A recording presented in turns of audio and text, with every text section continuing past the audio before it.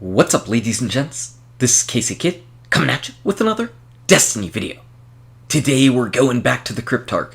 It's time to open up some exotic engrams, and this will quite possibly and probably be the last time we do an exotic engram opening before the April update. So if you enjoyed this video, go ahead and smack that like button and subscribe to the channel. Now, I say this is going to be the last exotic engram opening before the April update because this update isn't going to be like a DLC that you purchase. I look at it as more of a patch, so I strongly believe that these engrams are going to be relevant to get you potentially new gear whenever the update comes out. So I really recommend saving them. On Wednesday we're going to hear about the rewards. We're probably going to hear about new exotics, so start saving your exotic engrams. Save your 3 of coins, save your strange coins starting now, and you should have a nice little base by the time the update rolls around. You can potentially pop them and get some new gear, maybe some higher leveled gear too. Though I'm guessing that stuff might start coming around light level 321.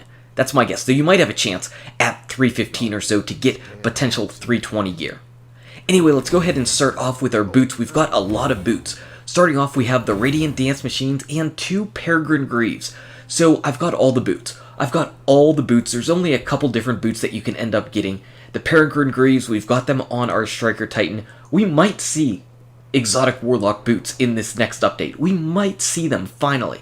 And there's not a whole lot of boots in general, so I would say that exotic boot engrams, getting the exotic boots that you want, are probably the easiest thing to get in the game, because you only have a couple of choices. And Peregrine Greaves and Radiant Dance Machines might be the boots that I put on the least.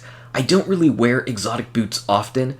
These are probably ones that I've only put on to get experience when turning in bounties, so yeah, not exactly my favorites. That's why I always open up boots, because the boots don't exactly excite me as of right now.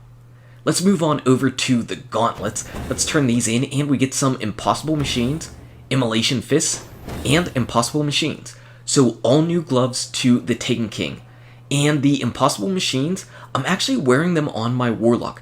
I didn't wear those until the last month or so, but I love my Stormcaller, and I really love these gloves because they give you that landfall perk for free, and that means you get an ability to get an extra kill for free right at the beginning of popping your super, and that's kind of hard to rate or understand how important it is to actually getting yourself on that nice killing streak, so I do like the Impossible Machines.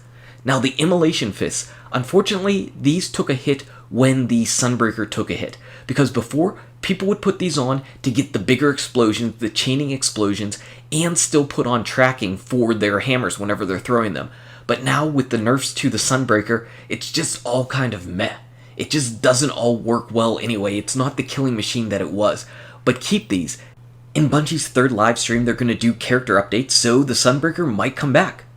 Anyway, moving on to our special weapons, we end up grabbing an Invective.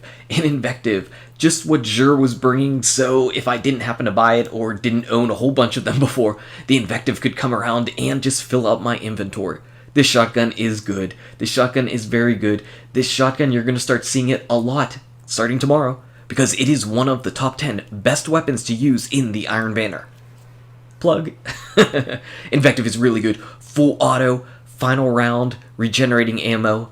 There's nothing bad that you can say about this gun. Very, very good. Moving on to our heavy weapons, we end up nabbing a Dragon's Breath. So Dragon's Breath, getting its buff in the Taken King. Year 2 Dragon's Breath is significantly better than it was in Year 1.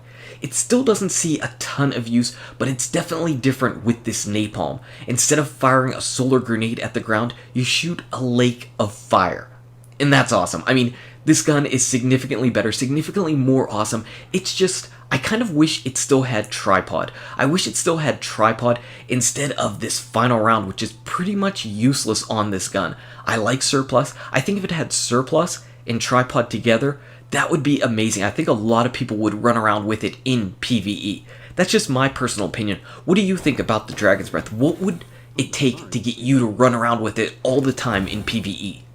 As far as our helmets, we get a Helm of Inmost Light, and as that popped up, I actually don't think I own it for Year 2. I only have the Year 1 version, so this is pretty nice. This is a new and special thing for this video.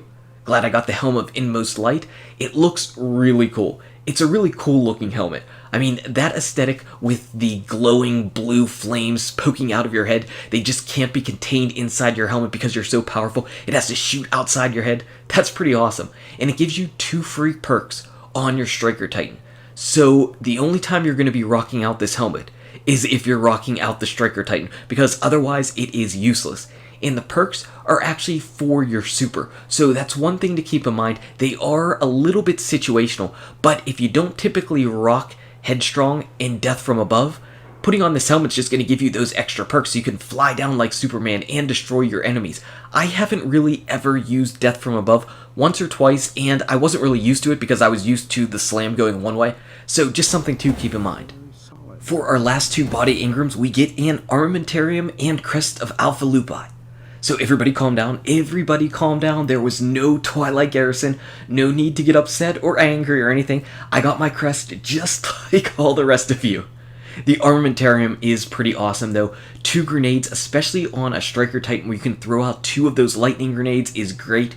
You also get the ability to pick special ammo or heavy ammo. Obviously special ammo is really good in all the PvP avenues, so Armamentarium is very good. Crest of Alpha Lupi, well, it's good in Trials. It is good in Trials. It really is good in Trials, but otherwise, it is pretty useless.